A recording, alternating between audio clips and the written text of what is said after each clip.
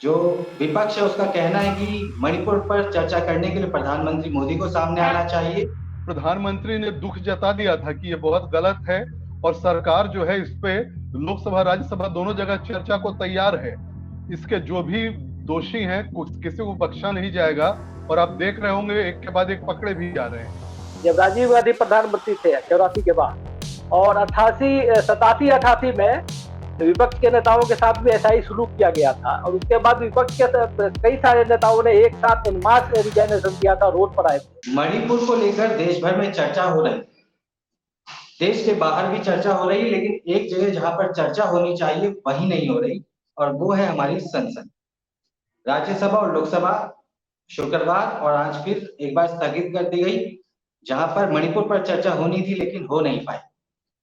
जो विपक्ष है उसका कहना है कि मणिपुर पर चर्चा करने के लिए प्रधानमंत्री मोदी को सामने आना चाहिए, और जो सत्ताधारी बीजेपी है वो कह रही है कि जब गृह मंत्री अमित शाह इस पर बोलने को तैयार है तो जो विपक्ष है वो चर्चा के लिए सुन क्यों नहीं रहा है, बात क्यों नहीं मान रहा है। और इसी को लेकर 2 दिन से लगातार जो संसद की कार्रवाई है वो स्थगित हो गई है। इस पर बात करने के लिए हमारे साथ जुड़े हुए हैं पुष्कर जी, जो कि लंबे समय से पत्रकारिता में है और अच्छा खासा अनुभव है उनका। साथ में हमारे संजय सिंह जी, संजय कुमार जी, ये पेशे से एडवोकेट है और पत्रकारिता में अनुभव इनका रह चुका है। दोनों ही बड़े बड़े जानकार हैं, मीडिया से रिलेटेड खबरों को अच्छे से विश्लेषण करना जानते हैं, और इन्हीं के साथ हम चर्चा करेंगे कि आखिर जो संसद की कार्रवाई है वो लगातार स्थगित क्यों होती जा रही है। तो शुरुआत करते हैं पुष्कर जी से। पुष्कर जी, आप बताइए कि जब चर्चा होनी चाहिए संसद में, तो संसद में जो पक्ष और विपक्ष दोनों ही हैं, सत्ताधारी पार्टी और जो इंडिया नाम से जो नया गठन बना है, दोनों लेकर आपस में भिड़ रहे हैं लेकिन चर्चा नहीं हो पा रही। देखिए, प्रधानमंत्री ने जब ये मानसून सत्र की शुरुआत हुई थी उससे जस्ट पहले जो औपचारिक होता है पत्रकारों के सामने आकर बोलना, प्रधानमंत्री ने दुख जता दिया था कि ये बहुत गलत है और सरकार जो है इस पे लोकसभा राज्यसभा दोनों जगह चर्चा को तैयार है। इसके जो भी दोषी हैं कुछ किसी को बख्शा नहीं जाएगा और आप देख रहे होंगे एक के बाद एक पकड़े भी जा रहे हैं।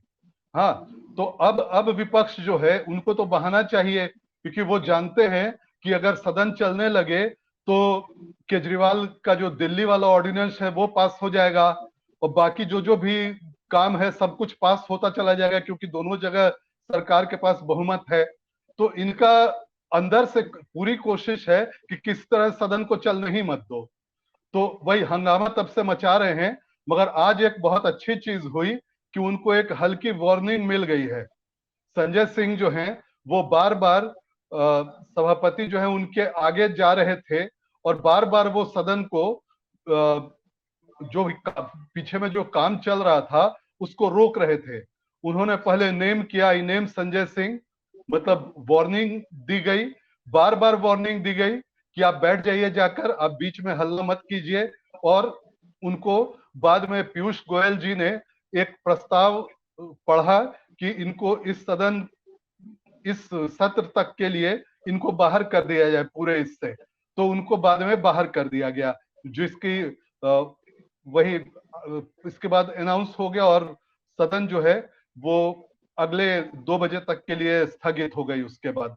तो अभी एक वार्निंग मिल गई है, अगर इसके बाद भी हल्ला करेंगे तो आप देखेंगे मास अब ग्रुप जो है, ग्रुप हो सकता है आगे ग्रुप का ग्रुप बाहर जाए अगर काम नहीं होने देंगे तब। जो 2020 में भी हम देख चुके हैं, 8 सांसद थे जो पेपर फाड़ रहे थे, सबको निकाला गया था।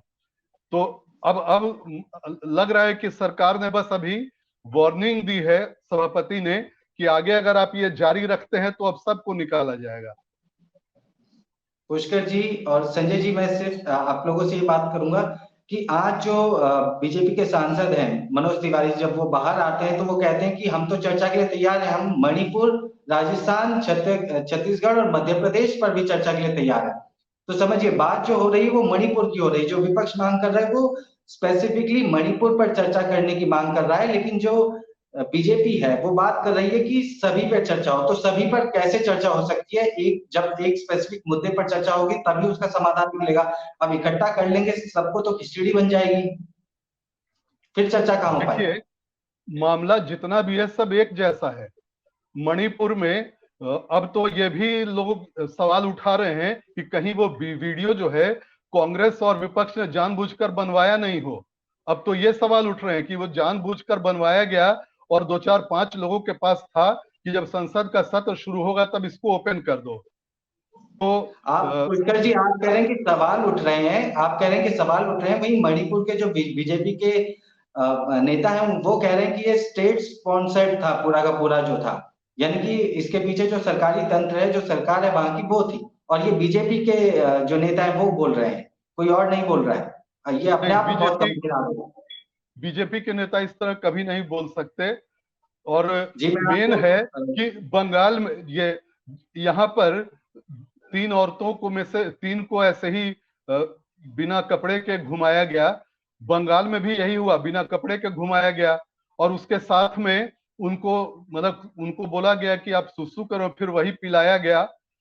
करौली में राजस्थान में 8 लोगों को जिंदा जला दिया गया। अगर वीडियो देखेंगे जले हुए शव तो एकदम मतलब खाना नहीं खाया जाएगा देख के। तो सब एक जैसे मामले हैं, सब जगह हिंसा है किसी न किसी रूप में, क्यों नहीं साथ बात हो। और प्रधानमंत्री सदन में पहले बोल चुके हैं, सत्र शुरू होने से पहले 11 बजे सदन में नहीं बोला उन्होंने, सदन उससे पहले बोल चुके हैं। हाँ, तो आगे भी सरकार सदन में भी चर्चा को तैयार है, कब मना किया गया है। मगर आप जो उस समय का जो काम चल रहा है उसको नहीं ना रोकेंगे। आप वो प्रस्ताव लेकर आ रहे हैं, उसमें 264 या 267 है, जिसमें जो भी काम है सब रोक दीजिए, जो मैं बोल रहा हूं वही कीजिए। और ये भी जब सभापति ओके करते हैं तब होता है। मगर यहाँ पर संजय सिंह बाद में आगे, जैसे आम आदमी पार्टी का मतलब पुराना रवैया रहा है, उछल कूद करो, पूंछ उठा उठा कर दौड़ो सब जगह और हंगामा मचा दो, काम कुछ मत करो, वही कर रहे थे ये जो। संजय जी आपसे सवाल है कि भाई अगर विपक्ष जो है वो चाहता है कि प्रधानमंत्री आए और सदन में अपना बयान दे, अपनी बात रखे, प्रधानमंत्री मौजूद रहे जब चर्चा हो, लेकिन प्रधानमंत्री सिर्फ प्रेस कॉन्फ्रेंस करते हैं, उसमें भी छोटा सा बयान देते हैं, उसके बाद निकल जाते हैं, मणिपुर से बचने की कोशिश है ये। देखिए, मैं पुष्कर सर को बड़े ध्यान से सुन रहा हूँ। ये आज जो घटना घटी है आम आदमी पार्टी के सांसद संजय सिंह को निष्कासन की, ये लोकतंत्र पे काला धब्बा है, काला अध्याय है इस लोकतंत्र के लिए, और बहुत दुर्भाग्यजनक है। हमको वो दिन याद आते हैं जब राजीव गांधी प्रधानमंत्री थे 84 के बाद, और 87-88 में विपक्ष के नेताओं के साथ भी ऐसा ही सुलूक किया गया था, और उसके बाद विपक्ष के कई सारे नेताओं ने एक साथ इनमास रिजाइनेशन दिया था, रोड पर आए थे, और उसका नतीजा क्या हुआ था? राजीव गांधी अगले चुनाव में 89 के चुनाव में सत्ता से बाहर हो गए। तो आप अगर ये सोच रहे हैं, जी जी जी, केवल बोफोर्स का मामला नहीं था वो, सर अभी मैं वो नहीं, मैं ये कह रहा हूँ कि पार्लियामेंट को चलाने का जो तरीका है, तो उस समय भी विपक्ष के लोगों को निकाला गया था, और बाद में विपक्ष के लोगों ने एक मैंने सामूहिक रूप से इस्तीफा दिया था, और उसके बाद जनता के बीच हो गए। तो अगर आप कोई सरकार ये समझ रही है, कोई पीठासीन अधिकारी ये समझ रहा है कि किसी को हम निकाल देंगे तो उसकी आवाज दब जाएगी, ऐसा कुछ नहीं होता। किसी को निकालने से आवाज दबने का कोई मामला नहीं होता, वो जनता के बीच जाएगा। सबसे बड़ी अदालत, सबसे बड़ा जो लोकतंत्र का जो सबसे बड़ी पंचायत होती है वो जनता की पंचायत होती है, और वही यह तय करेगी। ये बात, और रही बात आप मणिपुर से तुलना कर रहे हैं राजस्थान की और ये पश्चिम बंगाल की, तो मणिपुर में पिछले मतलब करीब 2.5 महीने से ज्यादा हो गए लगातार ये सिलसिला चल रहा है। मणिपुर में अर्धसैनिक बलों का बहुत बड़ा जमाव रहा है, उसके बावजूद ये घटनाएं घट रही। मणिपुर में 16 मई को FIR दर्ज होता है, और अरेस्टिंग तभी होती है जब वीडियो वायरल होता है। सवाल एक किसी घटना को लेकर, करौली और पश्चिम बंगाल की किसी एक घटना को लेकर पूरे मणिपुर को अगर आप कर रहे हैं, अभी भी मणिपुर में रोज आजकल बड़ी बड़ी हिंसा की घटनाएं हो रही है। मणिपुर की आग जो है मिजोरम में, मेघालय में, दूसरे राज्यों में फैल रही है। ये आपको नहीं समझ में आ रहा, आप केवल राजस्थान कर रहे हैं। तो जो पार्लियामेंट में जो हुआ है वो केवल एक ही सवाल है, विपक्ष चाहता है कि नियम 267 के तहत चर्चा हो। नियम 267 ये कहता है कि उस पर लंबी चर्चा हो, हर एक आदमी को पर्याप्त, हर एक दल को हर एक मतलब पर्याप्त समय दिया जाए, और सरकार चाहती है कि कम से कम समय का चर्चा रखी जाए। सवाल दोनों के बीच का डिस्कोर्स यही है। ऐसा नहीं है कि पहली बार ये ऐसा हो रहा है, इसके पहले भी कई बार हुए हैं। और हमको याद है कि पिछले 2014 के बाद से शायद ही किसी मामले में, 2014 नहीं 2016 के बाद से शायद ही किसी मामले में 267 पे सरकार ने चर्चा करवाई हो। तो सरकार हमेशा चर्चा पे भागती रही है। उसके पहले भी कई मामलों पे, यहाँ तक कि भ्रष्टाचार के मामले में मनमोहन सिंह के सरकार में 267 पर चर्चा हुई है। भ्रष्टाचार किसी मतलब एक जगह का मामला नहीं है, सब जगह का मामला है, उस पर भी 267 के तहत चर्चा हुई है। लेकिन यह सरकार को, प्रधानमंत्री को यूरोपियन यूनियन में जाके बोलना है, अमेरिका में बोलना है, पार्लियामेंट के पहले, पार्लियामेंट के बाहर बोलना है, लेकिन पार्लियामेंट में नहीं बोलना है। तो ये सबसे बड़ा सवाल है। लोग आखिर सवाल पूछेंगे किससे? आखिर ये बड़ा सवाल है कि एन बीरेन सिंह से इस्तीफा लिया क्यों नहीं गया अभी तक, कि जिम्मेदारी किसकी तय क्यों नहीं की है? आप केवल इस आधार पे कि मणिपुर की घटना को हम, मैंने बहुत बड़ी घटना है, और राजस्थान में भी और बंगाल में भी, राजस्थान और बंगाल के मतलब घटनाओं को उठा करके आप मणिपुर की घटना को कम कर देंगे, ये नहीं हो सकता है। हमारा यही कहना है।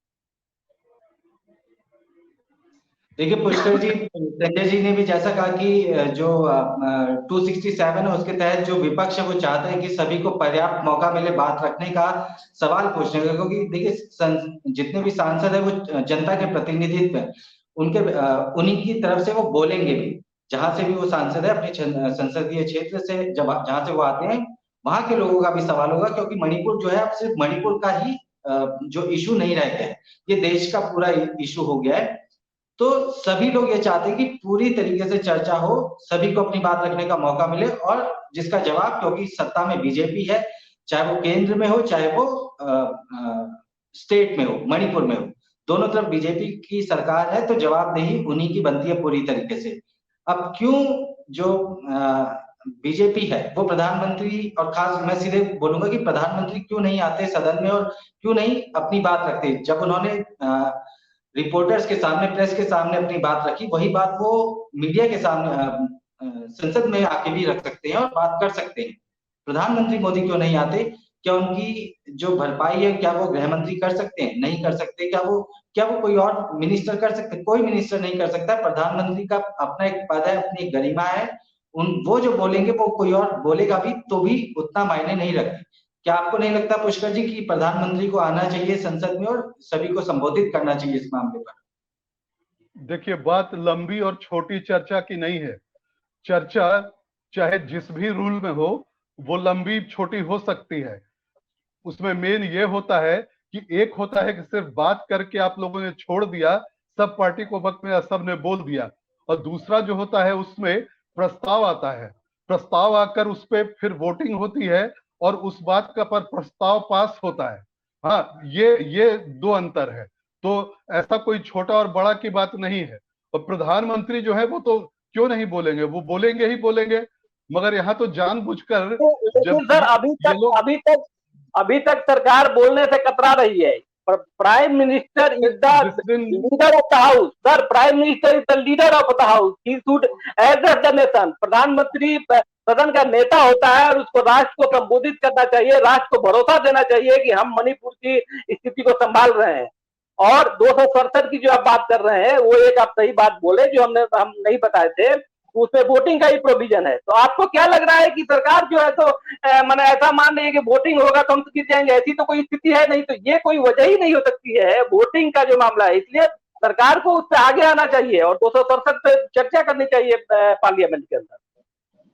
नहीं, जरूरी नहीं है 267 ही हो। क्यों, आप नॉर्मल भी चर्चा कर लीजिए तो लोगों तक बात पहुंच ही जाएगी। आपको मेन है कि किसी न किसी तरह से पार्लियामेंट का काम जो है रोकना है।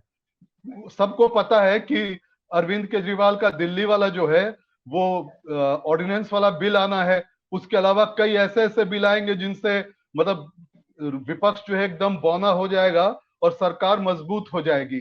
तो ये लोग किसी भी तरह से काम तब तो सर सरकार को और जल्दी चर्चा में आगे बढ़ाना चाहिए। तो यही तो बिल्कुल सही कह रहे हैं संजय जी, बिल्कुल सही कह रहे हैं। फिर तो सरकार को जल्दी इस बात को करना चाहिए। चर्चा से कोई भाग कहाँ रहा है, मगर आप तो सदन को चलने नहीं दे रहे हैं जानबूझकर। आप जानकर उसमें अड़ंगा लगा रहे हैं कि काम नहीं हो, और अच्छे अच्छे जो काम है वो हो जाएंगे, तो इन लोगों का रोजी रोटी नहीं चल पाएगी विपक्ष की। पार्लियामेंट का मानसून सत्र शुरू होने के पहले दोनों सदनों के सभापतियों को ये नोटिस दिया जा चुका है कि मणिपुर के ऊपर चर्चा की जाए। ऐसा नहीं है कि वीडियो वायरल होने के बाद ये नोटिस दी गई है, तो जारी होने के पहले ये नोटिस दी गई है, लेकिन उसके बावजूद जो है सरकार ने अभी तक इससे नहीं लिया।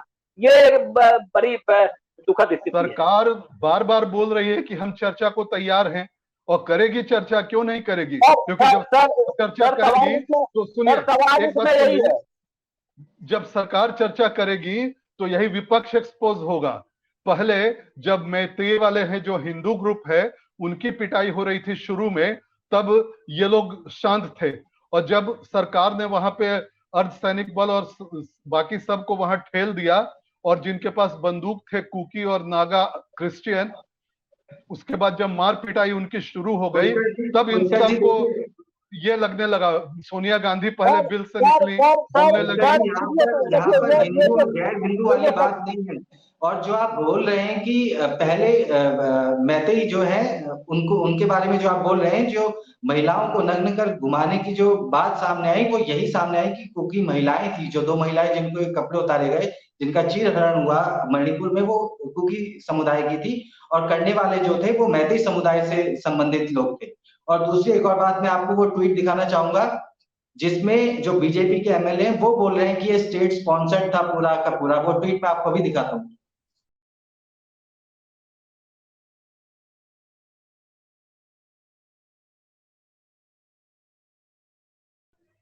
ये देखिए, बीजेपी के एमएलए हैं, इन्होंने बोला है, इन्होंने बताया है कि जो मणिपुर की हिंसा है उसके पीछे जो हाथ है वो मणिपुर की सरकार के। आप बताइए, बीजेपी के खुद के मंत्री नेता इस बात को बोल रहे हैं, इससे ज्यादा और क्या सबूत रहा होगा?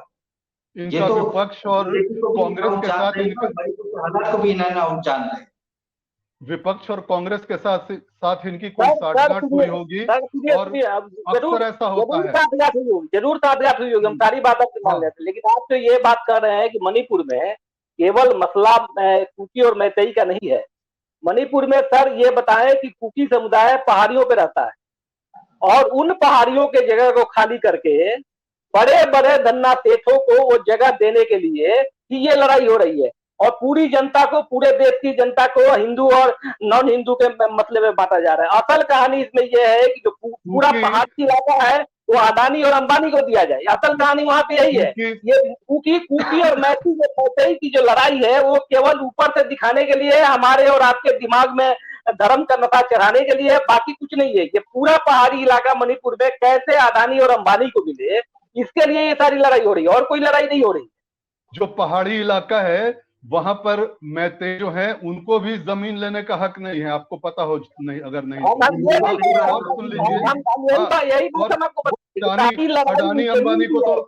अडानी अंबानी को तो मिल ही नहीं सकता है, पर मिले यही तो चाहिए, यही तो होने वाला है आगे, यही तो आगे होने वाला है। कुकी वाले जगह पे मैतेई भी नहीं जा सकते हैं, यही आगे होने वाला है, और सरकार की मंशा यही है, बाकी कोई मंशा नहीं है। कुकी और मैतेई केवल धार्मिक आधार पे लोगों को विभाजित करने के लिए है, और कोई मसला नहीं है उसमें। केवल धन्ना सेठों को वो जगह और जमीन, पूरा इंफ्रास्ट्रक्चर, वहां का जो ये आर्थिक संसाधन है और जो खनिज संपदा है, उस पर कैसे कब्जा हो लोगों का, मैंने धन्ना सेठों का, ये असल लड़ाई यही है, और कोई दूसरी बड़ी लड़ाई नहीं है।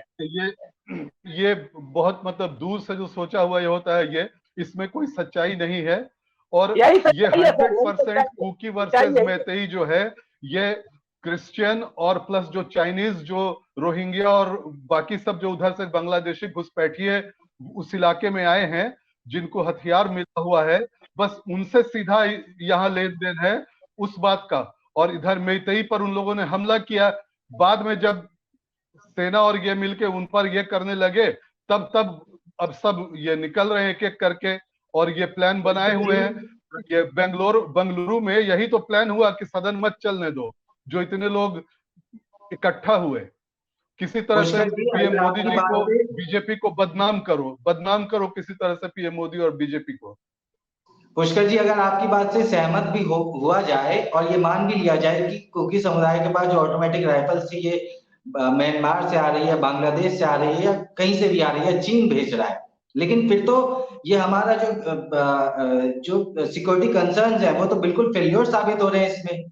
मतलब कहाँ है फिर हमारे देश की सुरक्षा, अगर इतने ऑटोमेटिक हथियार और राइफल देश के अंदर आ जा रही है तो ये तो बहुत बड़ा फेलियर है। ये तो मणिपुर से ज्यादा चिंता वाला विषय है। बाद में जब उनसे अब छीने जाने लगे और एक एक को पकड़ के सब औकात में ला दिया गया, तब जाके मतलब आप एक बात बताइए पुष्कर जी, एक छोटा सा सवाल, 2008 की मुंबई की घटना सभी को याद होगी। कसाब और उसके जो साथी थे वो आते हैं, पूरा तहस नहस कर देते हैं, खून खराबा कर देते हैं, बम मारते हैं, आ गए, पकड़ लिया, कसाब को फांसी हो गई, तो क्या पा लिया हम? पाते तो हम तब ना जब वो आज नहीं पाते।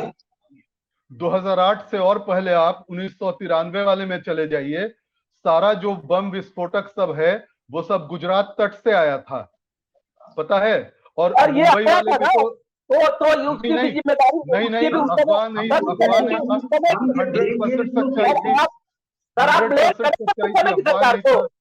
सर आप उस समय 1993 में उसके पहले ब्लेम करेंगे ना उस समय की सरकार को, तो उसी तरीके से मणिपुर में जो जहां से आ रहा है तो उसके लिए भी इस समय की सरकार को ब्लेम करना होगा। और ये ऐसा नहीं होगा कि बीजेपी की सरकार है तो हम ब्लेम नहीं करेंगे, कांग्रेस की सरकार है तो ब्लेम करेंगे। ये सर दोहरी जो मुहापन है वो नहीं चलेगा। हमारी सरकार और दूसरे की सरकार बिहार के जमुई, मुंगेर, ये सब इलाके में गए हैं कि नहीं?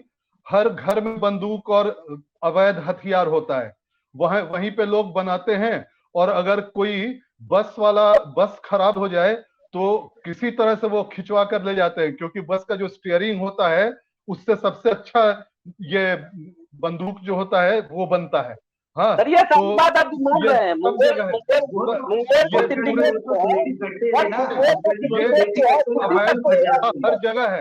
हर जगह है अवैध हथियार। सुनिए, मुंगेर का सिंडिकेट दिल्ली तक एक्टिव है, लेकिन मुंगेर में AK-47 नहीं बनता, इंसास राइफल नहीं बनती वहां पे जो है दूसरी चीजें बनती है, पाइप गन बनता है, वहां 303 बनता है। वो वैसा नहीं है आप कि वहां पे AK-47 आ रहा है और धरल्ले से आ रहा है, और जब आपको आरोप लगाना होगा तो चाइना से आप लगेंगे। ऐसे ये चीजें नहीं होती है। नॉर्थ ईस्ट का जो इलाका है वहां अक्सर सेना पर ये लोग हमले करते हैं, या कश्मीर साइड में, और उनका जो राइफल और ये सब होता है छीन कर ले जाते हैं। अब टेररिस्ट भी मारे जाते हैं, मगर वो तो मतलब बीच बीच में होता ही है कि छीना जाता है। आपने हमेशा पढ़ा होगा, स्ट्रेटेजी है। मतलब सेना से हथियार छीन लिए जा रहे हैं, देश के अंदर। सुरक्षा बल से मतलब ये क्यों नहीं छीना, तो भी छीना ना। आप समझ रहे हैं आप क्या बोल रहे हैं? अगर कभी अगर कमजोर पड़ गए, 4-5 ही वहां सेना के हैं, उनका हथियार है, या वहां का लोकल थाना है जहां हथियार रखा हुआ है, लूट नहीं होती है, अक्सर लूट होती है, और वैसे जगह पर हमेशा होती है। तो क्या आप उसको जिम्मेदार नहीं ठहराएंगे? आप उसको कह देंगे कि बहुत अच्छा काम कर रही है। अरे भाई, तो केवल वही नहीं हो रहा है ना, सब जगह हो रहा है। नहीं, इस चीज को जनरलाइज जा रहा है। नहीं, इस चीज को जनरलाइज कर देखिए। सवाल सर मणिपुर में लगातार छीने जा रहे थे हथियार, लगातार पुलिस थानों पे हमले हो रहे थे। ये हिंसा भड़कने से पहले तो वहां की सरकार क्या कर रही थी? क्या वो सो रही थी? क्या उनको पता नहीं चल रहा था कि भैया हमारे थाने लूटे जा रहे हैं, हमारे पुलिस वालों से हथियार छीने जा रहे हैं? ये कोई छोटी बात नहीं है, या BSF वालों से हथियार छीन लिए जा रहे हैं, ये छोटी बातें नहीं है। सिक्योरिटी पर्सन से, मतलब जो देश की सुरक्षा में लगा, चाहे वो पुलिस वाला हो चाहे वो फौजी हो, उससे अगर कोई हथियार छीन रहा है तो ये बहुत गंभीर चीज है। इस पर तो अभी 2-3 महीने पहले की बात है, पंजाब में क्या हुआ था? लंदन से आकर कौन हथियार लहराते हुए पूरा एक, हाँ, तो इसी तरह जो आए वो सारे के सारे जेल में ठूसे जा रहे हैं। उनसे छीने जा रहे हैं यही हथियार। सवाल यही किया जा रहा है सर। देखिए, दो चीज, एक तो ध्यान भटकाने की कोशिश ये है कि मणिपुर में महिलाओं के साथ मतलब हिनियस क्राइम हुआ है, उस चीज को आप लॉ एंड ऑर्डर सिचुएशन में के साथ ला मणिपुर रहे में हैं। नहीं, पूरे देश में होता है, बंगाल में भी हुआ। सर बात सुन लीजिए मेरी। मणिपुर में ये स्थिति है, महिलाओं के साथ ये घटना घटी है। एक कुकी और मैतेई का केवल मामला नहीं है, मैतेई समुदाय के लोगों को भी वहां पे वो किया गया है। ऐसा नहीं है कि केवल कुकी समुदाय के महिलाओं और उसके साथ जो यहाँ मजबूत कर रहे हैं वो वहां पे ज्यादा हुआ है। मैतेई के साथ ज्यादा हुआ है। हम कुछ भी नहीं कर सकते। हम ये कह रहे हैं कि ये चीजें हुई है और सरकार जो है पूरे तरीके से निकम्मेपन का उसने अपना परिचय दिया है, नकारा होने का परिचय दिया है और कोई कदम नहीं उठाया। ऐसा नहीं होता कि दूसरी राज्य सरकारों में भी होता है, तुरंत सुप्रीम कोर्ट आते हैं लोग, सारी चीजें होती है, तुरंत पुलिस सारी कार्रवाई करती है। बंगाल में भी कार्रवाई हुई, लेकिन मणिपुर में 6000 के आसपास FIR दर्ज हुए हैं। खुद मुख्यमंत्री का ये कहना है कि 6000 के आसपास लेकिन 40 या 60,000 हुआ, 40,000। तो ये बताइए कि फिर दोनों की ग्रेविटी को आप जो है तो बिहार और राजस्थान से कैसे जोड़ सकते हैं, ये बताइए आप। किसी चीज का तो पैमाना होना चाहिए ना, पैमाना तो बराबर होना चाहिए ना, कि अलग अलग पैमाना होगा सबका।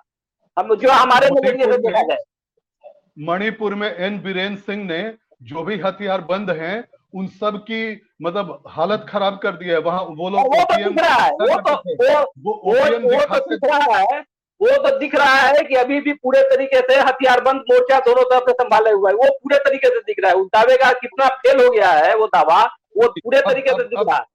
अब नहीं हो रहा है, अब केवल सर ये 15 दिन पहले भी आप बोल रहे थे, सर ये 15 दिन पहले भी जब मणिपुर का हम डिबेट कर रहे थे, 15 दिन पहले भी आप यही बोल रहे थे मणिपुर का ऐसा कुछ नहीं हो रहा है। आप सरकार की बात बोलना छोड़िए, सरकार की बात बोलना छोड़िए।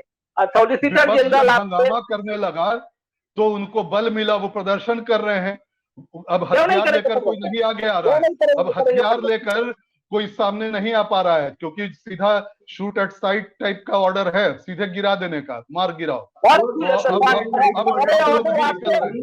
सारे ऑर्डर आपके केवल गृह मंत्रालय अमित शाह के फाइलों में दबे हुए हैं। उन फाइलों में दबे होने उस ऑर्डर का आज के डेट में मणिपुर में कोई महत्व नहीं है। सवाल है कि आप उन लोगों के पास जाकर के लोगों का दिल कैसे जीतते हैं, सबसे बड़ी चीज ये है।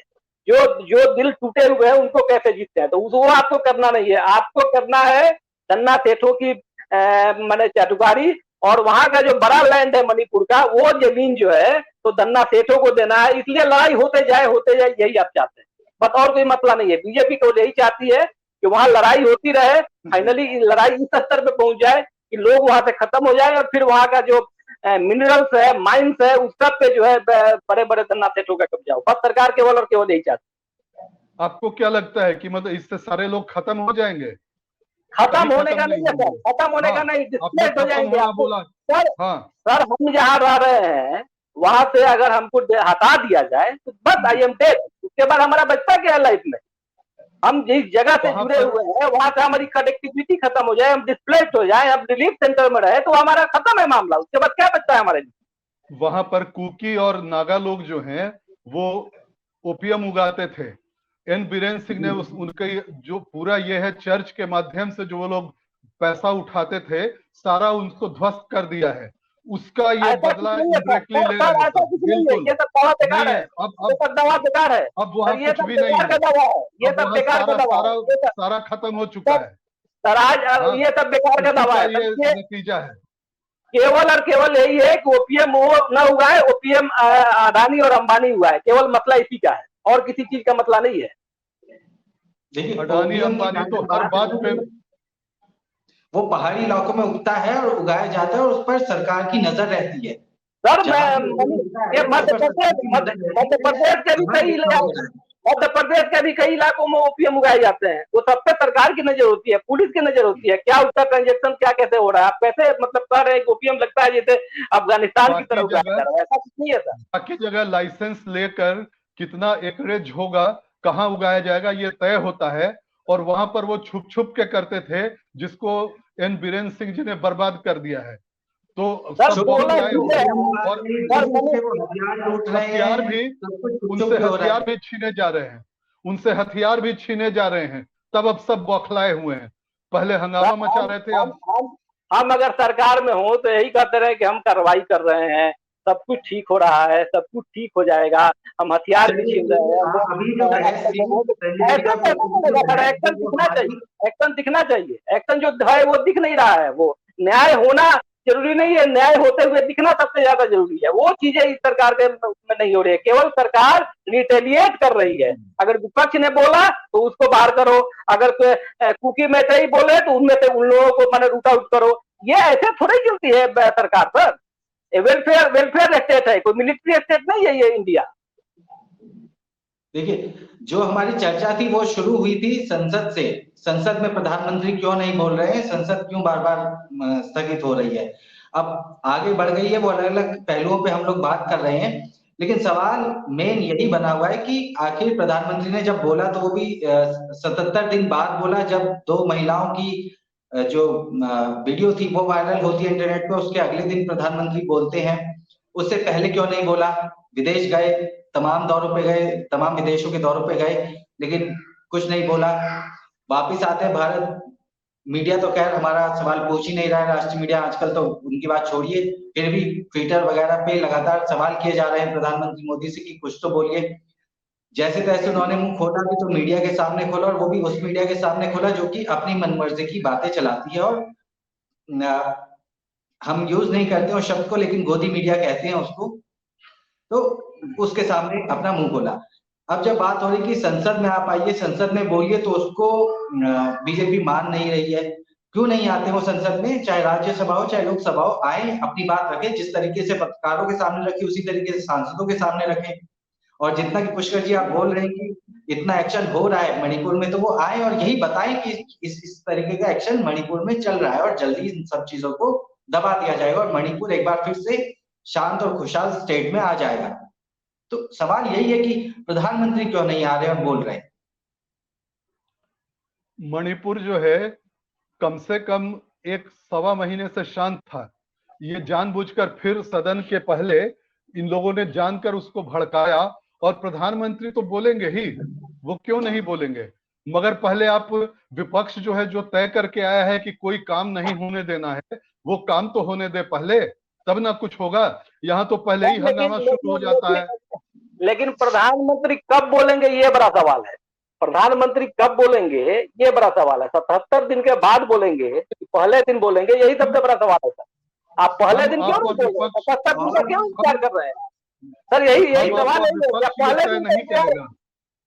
आप 77 दिन का इंतजार क्यों कर रहे हैं? पहले दिन बोला कीजिए। आप you are the leader of the house, आप पूरे सदन के नेता है, पूरे देश के नेता है। आप अमेरिका में बोल सकते हैं, यूरोपियन यूनियन में बोल सकते हैं, फ्रांस जाकर बोल सकते हैं, लेकिन अपनी पार्लियामेंट में बोल रहे हो तो डे 1 नहीं बोल सकते। आप 77 दिन का इंतजार करेंगे। सबसे बड़ा सवाल आज के डेट में यही है। ये प्रधानमंत्री हमारे आपके या विपक्ष के बोलने पर थोड़ी बोलेंगे, उनका जब समय आएगा वो बोलेंगे, और सारा विपक्ष जो है जिस दिन बोलेंगे वो 77वां दिन हम लोग भी इंतजार करेंगे। वो 77वां दिन हम लोग भी इंतजार करेंगे, कब बोलेंगे प्रधानमंत्री। अडानी मुद्दे पर जब इन्होंने राहुल गांधी या विपक्ष ने सवाल उठाया था, तो अडानी मुद्दे पर प्रधानमंत्री ने बिल्कुल नहीं बोला था। लास्ट में जब उन्होंने अपना अभिभाषण दिया तो उसमें पूरा विपक्ष शोर मचा रहा था कि अडानी पे बोलिए, अडानी पे बोलिए, लेकिन प्रधानमंत्री ने कुछ नहीं बोला, अपनी बात रखी और लास्ट में ये कह दिया कि मैं अकेला सब पर भारी। ये बात उन्होंने रख दी, लेकिन अडानी मुद्दे पर नहीं बोला। कहीं इस बार भी तो ऐसा नहीं होगा कि विपक्ष चिल्लाता रह जाएगा, जैसे कि वो अभी भी चिल्ला रहा है कि भाई मणिपुर पर बोलिए, मणिपुर पर बोलिए, लेकिन मोदी जी नहीं बोलेंगे। ऐसा तो नहीं हो जाएगा रिपीट टेलीकास्ट? विपक्ष जो है वो हर बार राजस्थान और बिहार पर बोलेंगे। विपक्ष जो है हमेशा मुद्दा कुकअप करता है, कभी हिंडनबर्ग रिपोर्ट, कभी मणिपुर, कभी बीबीसी वाला वो। जब इसमें राहुल गांधी या कोई बाहर जाता है तब वो सेटिंग करके आता है, या जब ये ओपोजिशन वाले सब मिलते हैं, सब सेटिंग करते हैं कि अगला जो सत्र है उसमें क्या खुराफात किया जाए, क्या करें कि सदन नहीं चल पाए। ज्यादा तो बाहर हमारे प्रधानमंत्री जी जाते हैं, राहुल गांधी से तो ज्यादा प्रधानमंत्री मोदी जाते हैं बाहर। तो वो सेटिंग नहीं कर सर। विपक्ष केवल अपने किचन में चिकन बनाने के लिए नहीं होता है कि कुकअप कर रहे हैं। विपक्ष केवल अपने किचन का चिकन बनाने के लिए नहीं होता है, वो सरकार की नाकामियों को दर्शाने के लिए वो तय करता है कि ये मुद्दे हम उठाने वाले हैं। ऐसा नहीं है कि बीजेपी जानबूझकर एंटी इंडिया काम जो है वो भी नहीं करता है। एंटी इंडिया का इंडिया विपक्ष आजकल पूरा बीजेपी है, एंटी इंडिया बीजेपी करता है। आजकल नहीं, आजकल बिल्कुल नहीं। बीजेपी एंटी इंडिया है, नहीं, बीजेपी बिल्कुल आरएसएस नहीं। आज के देश में एंटी इंडिया है, नहीं, एंटी बिल्कुल इंडिया नहीं। गए, टुकड़े विपक्ष टुकड़े एंटी गए। इंडिया है। बीजेपी जो भी काम करता है उससे भारत को बीजेपी और नुकसान होता है। बीजेपी और आरएसएस अडानी वर्ल्ड के सेकंड रिचेस्ट मैन बन गए। अब जानबूझकर एक कांग्रेस और बाकी लोगों ने मिलकर हिंडनबर्ग रिपोर्ट तैयार करवा दिया कि किसी तरह से उनका वो गिर जाए। अगर अडानी ऊपर रहते तो किसका फायदा होता? इंडिया का फायदा होता, जो इनसे देखा नहीं जा रहा था। वो फायदा किसका फायदा हो रहा था? अडानी ऊपर रहते तो किसका फायदा हो रहा था? यही सवाल बिल्कुल पूछ रहा है। पूरे वर्ल्ड का हो रहा था, इंडिया का हो रहा था, भारत के हर आदमी का हो रहा था। जिन लोगों ने शेयर अडानी में, अडानी जिन लोगों का शेयर है सबको फायदा हो रहा था। केवल और केवल नेटवर्क अडानी का बढ़ रहा था। जिस अडानी को केवल पोर्ट बनाने का अनुभव है उसको एयरपोर्ट दे दिया गया और अहमदाबाद को उसने पोर्ट बना दिया इस बार। ये स्थिति है। उस अहमदाबाद एयरपोर्ट को अडानी ने पोर्ट बना दिया, वहां पूरी पानी बह रही है इस बरसात में। तो जिस आदमी को जिस चीज का अनुभव वही दीजिए। आपने अनिल अंबानी को दिया राफेल बनाने का और वो कंपनी दिवालिया हो गई। गजब की सरकार है सर, इसमें तो बहुत बहुत धन्यवाद देने की बात है। एक चुनाव में ये अनिल अंबानी वाला भी मुद्दा उठा था, झूठ। पता है ना राफेल में कितना इनको मिला था? अगर राफेल 100 है, इनको तो 0.3% कम का मिला था। हमको ये बताइए कि ये राहुल गांधी की जुबान है। राफेल के साथ जिसका स्ट्रेटेजिक पार्टनरशिप था अनिल अंबानी की, राहुल गांधी विपक्ष की जुबान है। राफेल में अनिल अंबानी को नहीं के बराबर दिया गया। वो दिवालिया हो गई है ना, अनिल अंबानी की वो कंपनी दिवालिया हो गई है ना। ये जानकारी है कि नहीं आपको? ये बताइए, अनिल अंबानी का जिस राफेल के साथ ये कंपनी दिवालिया हुई है कि नहीं, ये बताइए आप। वो कंपनी दिवालिया हो चुकी है। जिस आदमी को कभी सेना मैंने रक्षा का कोई अनुभव नहीं है उसको आप राफेल बनाने का दे रहे हैं। जिस आदमी को कभी एयरपोर्ट का जानकारी नहीं है उसको पोर्ट बनाने के अनुभव है, उसको आप एयरपोर्ट दे रहे हैं तो वो तो पोर्ट बनाएगा ही, वहां नाव चलवा देगा, वो वहां जहाज चलवा देगा। तो अहमदाबाद एयरपोर्ट पे आज नाव चल रहे हैं, वो पोर्ट बनवा दिया उसको। कुछ भी अगर बिजनेसमैन होता है तो वो खुद जाके नहीं बनाता है, वो एक्सपर्ट पैनल रखता है देश विदेश का और वो बनाते हैं। वो एक्सपर्ट पैनल के आधार पे ही उसको किया जाता है सर। किसी आदमी एक आदमी सब कुछ नहीं करता है, उसकी कंपनी को दिया जाता है। वो कंपनी को केवल हेड करता है, रिव्यू करता है। वो हर एक जगह वो सुई से लेकर हवाई जहाज तक बनाने के लिए एक आदमी नहीं जाता है, उसकी पूरी टीम होती है, उसकी पूरी एक्सपर्ट और उसी के आधार पर होता है। लेकिन वो बंदा जो है तो सामने वाले से जाके बिजनेस ला सकता है और वो अडानी ने किया। तो ये मोदी उसका आदमी था, तो उसने अहमदाबाद एयरपोर्ट को ले लिया और आज उसको पोर्ट बना दिया। बस यही कहना है सर। देखिए, हम मुद्दे से फिर भटक गए हैं, लेकिन मुद्दा सिर्फ यही है कि आखिर प्रधानमंत्री मणिपुर पर क्यों नहीं बोल रहे। 77 दिन बाद उनकी चुप्पी टूटी, जिसमें उन्होंने 36 सेकंड बोला, इसके ज्यादा कुछ नहीं बोला। और इसमें भी वो राजनीति का तड़का लगा गए, जिसमें उन्होंने राजस्थान और छत्तीसगढ़ का नाम भी मणिपुर के साथ जोड़ दिया। सवाल बस इतना ही कि प्रधानमंत्री सिर्फ और सिर्फ मणिपुर पर क्यों नहीं बोल रहे, और क्यों जो बीजेपी है, सत्ताधारी पार्टी है, केंद्र सरकार है, वो सिर्फ इसी पर अड़ी है कि अगर चर्चा होगी तो सभी राज्यों पर होगी, मणिपुर पर अकेले नहीं होगी। अब आप लोगों से एक छोटी छोटी प्रतिक्रिया चाहूंगा कि आखिर क्यों मणिपुर पर अकेले चर्चा नहीं होनी चाहिए। मेरा तो मानना है कि मणिपुर पर अकेले सिर्फ और सिर्फ मणिपुर के सब्जेक्ट पर अकेले चर्चा की जानी चाहिए, जिसमें प्रधानमंत्री मोदी जी भी मौजूद रहे सदन में। ये सब जितने भी मुद्दे हैं सारे मुद्दे हिंसा के हैं, जिसमें एक गुट जो है देश का ही, वो अपने देश के ही दूसरे ग्रुप पे ये हिंसा कर रहा है किसी न किसी रूप में। तो ये नेशनल लेवल का होगा अगर हम उसमें राजस्थान, बंगाल सबको शामिल कर लें। मतलब ये मणिपुर के साथ बंगाल और राजस्थान और बाकी जो राज्य हैं, बिहार, झारखंड, वो सब भी एक्सपोज हो, केवल मणिपुर क्यों एक्सपोज होगा? संजय जी, पुष्कर जी बोल रहे हैं कि देखिए सारे स्टेट्स एक्सपोज हो, तो ऐसे तो जो क्राइम का डेटा है वो तो बहुत बड़ा है, वो तो सारे राज्यों में। लेकिन इस वक्त जो हम बात कर रहे हैं मणिपुर की, इसलिए बात करें क्योंकि वहां से बहुत भयानक और भयावह तस्वीरें सामने आ रही हैं। ऐसी तस्वीरें मेरा मत ये है कि आप राजस्थान पे चर्चा कर लो, बिहार पे चर्चा कर लो, जहां की चर्चा करनी है कर लो, लेकिन जो हकीकत है उसको झुठला नहीं सकते हैं। मणिपुर में अगर 40,000 या 60,000 FIR हुए हैं तो राजस्थान में 40,000 और 60,000 FIR नहीं हुए। पिछले 1.5 से 2 महीने से, मतलब 2 महीने से ज्यादा हुए, अर्धसैनिक बल वहां पूरे राज्य में है। राजस्थान और बिहार में अर्धसैनिक बल पूरे राज्य में नहीं है। अर्धसैनिक बल होने के बावजूद स्थिति काबू में नहीं हो रही है, वहां पे राजस्थान और बिहार में ऐसी स्थिति नहीं है।